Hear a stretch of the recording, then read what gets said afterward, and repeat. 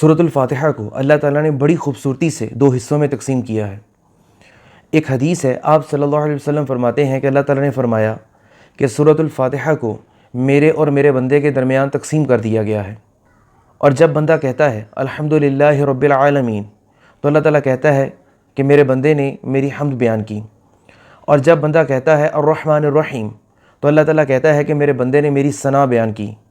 और जब बंदा कहता है मालिकी यौमिद्दीन, तो अल्लाह ताला कहता है कि मेरे बंदे ने मेरी ताज़ीम और मेरी बुज़ुर्गी बयान की।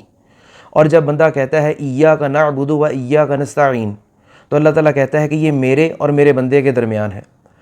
फिर जब बंदा कहता है इहदिनस सिरातल मुस्तकीम सिरातल लज़ीना अनअमता अलैहिम गैरिल मग़ज़ूबि अलैहिम वलद्दाल्लीन, इस पर अल्लाह ताला कहता है कि ये मेरे बंदे के लिए है और मेरे बंदे के लिए वो चीज़ है जिसका उसने सवाल किया। तो ये सूरत अल-फातिहा की फ़जीलत है। अब सूरत अल-फातिहा की फ़जीलत जो है वो एक और हदीस से हमारे सामने आती है। एक दफ़ा ऐसा हुआ कि हज़रत जिब्राईल अलैहिस्सलाम आप सल्लल्लाहु अलैहि वसल्लम के पास बैठे हुए थे, तो उन्होंने ऊपर की तरफ देखा और एक चरचराहट की आवाज़ उनको सुनाई दी।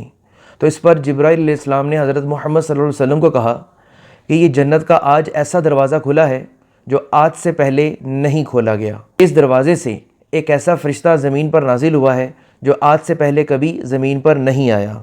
और उसने इन दो नूरों की बिशारत दी और मज़ीद ये कहा कि ये दो नूर ऐसे हैं कि आपसे पहले कभी किसी पैगम्बर को नहीं दिए गए। अब वो दो नूर क्या थे? एक तो उनमें से सूरत अल-फातिहा ही है, एक तो उनमें से सूरत अल-फातिहा ही है, और दूसरा जो नूर था वो सूरत अल-बक़रा की आखिरी आयत है। अब आप इस चीज़ से ख़ुद अंदाज़ा लगा लें कि सूरत अल-फातिहा की कितनी फ़जीलत है।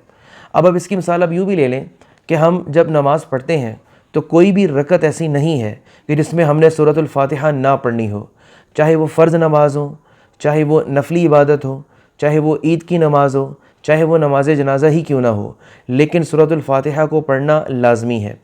अब हम सूरत अल-फातिहा के हवाले से मज़ीद एक बात देखते हैं कि इस सूरत के मुख्तलिफ़ नाम भी हैं। अब इस सूरत के जो नाम है बेसिकली वो इस सूरत की सिफ़ात हैं। जिस तरह इस सूरत को फ़ातिहतुल किताब भी कहा गया है, जिस तरह इस सूरत को फ़ातिहतुल किताब बोला गया है। अब फ़ातिहा का मतलब क्या होता है? फ़ातिहा का मतलब जो है वो बेसिकली किस चीज़ की इब्तदा है। जिस तरह उर्दू में हम बोलते हैं ना इफ्तिताह करना, तो जैसे ही हम कुरान पाक की तिलावत करने के लिए इस कुरान पाक को खोलते हैं तो सबसे पहले जो सूरत हमारे सामने आती है वो सूरत अल-फातिहा ही आती है। एक तो इस एतबार से इस सूरत को सूरत अल-फातिहा जो है वो कहा गया है।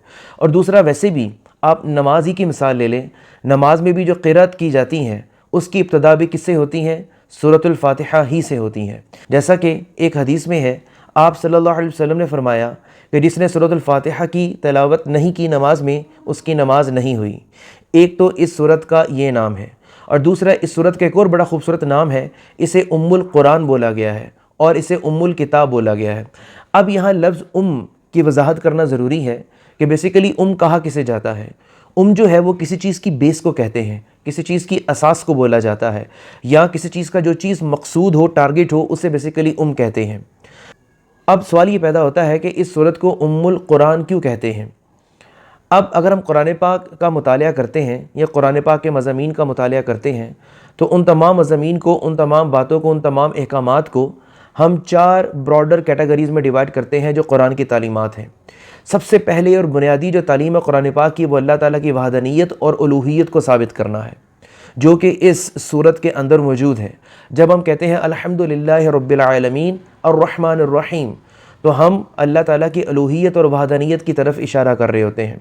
और दूसरा जो मकसूद है इस कुरान पाक का वो है बास बादल मौत, यानी कि इंसान की जो ज़िंदगी है इस दुनिया की वो आर्जी ज़िंदगी है और मरने के बाद उसने दोबारा जी उठना है। और इस चीज़ का इज़हार जो है वो इस तीसरी आयत में होता है जब हम कहते हैं मालिकी यौमिद्दीन, कि अल्लाह ताला जो है वो क़यामत के दिन का मालिक है। और उसके बाद जो तीसरी चीज़ है इस पूरे कुरान पाक की तालीमात को लेकर वो क़ज़ा और क़दर है, कि फ़ैसले सारे जो हैं वो अल्लाह के हाथ में है, तकदीर जो है वो अल्लाह के हाथ में है। और इस चीज़ का इज़हार जो है वो इस आयत में होता है इय्याका नअबुदु व इय्याका नस्तईन, कि हम तेरी ही इबादत करते हैं और तुझ ही से मदद मांगते हैं। अब आप ख़ुद इस चीज़ से अंदाज़ा लगाएं कि हम तेरी ही इबादत करते हैं और तुझ ही से मदद मांगते हैं, तो क़ज़ा और क़दर के हवाले से हम मुकम्मल किसके ऊपर डिपेंड कर रहे हैं? अल्लाह ताला की ज़ात पर डिपेंड कर रहे हैं। और यहाँ एक और बात भी साबित होती है, ये जो जबरिया और क़दरिया का तसव्वुर है اس میں دونوں تصورات کی نفی ہوتی ہے اس آیت کے اندر، ایاک نعبد و ایاک نستعین کے حوالے سے۔ باقی انشاءاللہ جب اس آیت کی تفسیر آئے گی، جس آیت کی جب تفسیر آئے گی تو اس میں انشاءاللہ اس چیز کی میں مزید وضاحت کر دوں گا۔ اور چوتھی چیز جو ہے اس پوری قرآن پاک کی تعلیمات کو لے کر جب ہم اس کو سم اپ کرتے ہیں، جو فورتھ براڈر کیٹیگری ہے وہ نبوت ہے، یعنی کہ نبوت کی صداقت کو پیش کرنا، صرف حضرت محمد صلی اللہ علیہ وسلم کی نہیں بلکہ آپ صلی اللہ علیہ وسلم سے پہلے جتنے بھی پیغمبر آئے اور وہ جو اسلام کا پیغام لے کر آئے ان کی نبوت اور آپ صلی اللہ علیہ وسلم کی نبوت کے حوالے سے اس کی صداقت کو پیش کرنا۔ اور اس چیز کے حوالے سے جو سورۃ الفاتحہ کی آیات ہے وہ کیا ہے؟ اہدنا الصراط المستقیم صراط الذین انعمت علیہم غیر المغضوب علیہم ولا الضالین آمین۔ تو اس اعتبار سے اس سورت کو ام القرآن اور ام الکتاب بھی کہا گیا ہے۔ اس کے حوالے سے اس کی ایک اور نام جو ہے وہ قرآن پاک میں ہی موجود ہے، اسے سبع المثانی بھی کہتے ہیں۔ جس طرح اللہ تعالیٰ قرآن پاک میں کہتا بھی ہے وَلَقَدْ آتَيْنَاكَ سَبْعًا مِّنَ الْمَثَانِي، اور تحقیق ہم نے آپ کو وہ 7 آیات دیں جو بار بار پڑھی جاتی ہیں، اور یقیناً جیسا کہ میں نے پہلے ذکر بھی کیا کہ ان 7 آیات کو جو ہے وہ بار بار پڑھا جاتا ہے اور ہر رکعت کے اندر جو ہے وہ اس کو پڑھا جاتا ہے۔ تو یہ چوتھا نام جو ہے وہ آپ کے سامنے آ گیا ہے، پہلا فاتحۃ الکتاب، دوسرا ام القرآن اور ام الکتاب بھی اسے بولتے ہیں، اور چوتھا جو ہے اسے سبع المثانی بھی کہا جاتا ہے۔ اس سورت کی ایک اور بڑی خوبصورتی ہے جس کے وجہ سے اس کا نام بھی ہے، اسے سورۃ الشفا بھی بولا جاتا ہے۔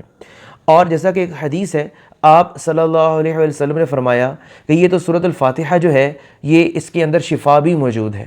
اب شفا جو ہے وہ 2 طرح سے ہے، دونوں لحاظ سے اس کے اندر شفا موجود ہے۔ وہ کس حوالے سے ہے؟ انسان جو ہے ایک تو اس کو وہ جسمانی بیماریوں میں مبتلا ہوتا ہے، اور ایک اس کی جو روحانی یعنی کہ اخلاقی برائیاں ہوتی ہیں، بیماریاں ہوتی ہیں، اس میں وہ مبتلا ہوتا ہے۔ اور اس صورت میں شفا دونوں طرح کی بیماریوں کے حوالے سے موجود ہے، یعنی کہ دم کے حوالے سے بھی اگر کوئی جسمانی طور پر بیمار ہے اور کسی مرض میں مبتلا ہے اس کے لیے بھی یہ دم کے طور پر شفا ہے، اور خاص کر یہ صورت جو ہے جو فکری خرابیاں انسان کے اندر پیدا ہوتی ہیں، جو اخلاقی خامیاں انسان کے اندر پیدا ہوتی ہیں، جو روحانی برائیاں انسان کے اندر پیدا ہوتی ہیں، اس کی شفا بھی اس صورت کے اندر جو ہے وہ موجود ہے۔ جس طرح اللہ تعالیٰ نے قرآن پاک میں بولا بھی ہے نا منافقین کے حوالے سے، فی قلوبہم مرض، کہ بے شک ان کے دلوں میں مرض ہے، اور وہ مرض کس چیز کا مرض تھا؟ وہ مرض جو تھا وہ منافقت کا مرض تھا۔ اس اعتبار سے اس صورت کے حوالے سے، اس اعتبار سے یہ صورت جو ہے یہ صورت الشفا بھی کہلواتی ہے۔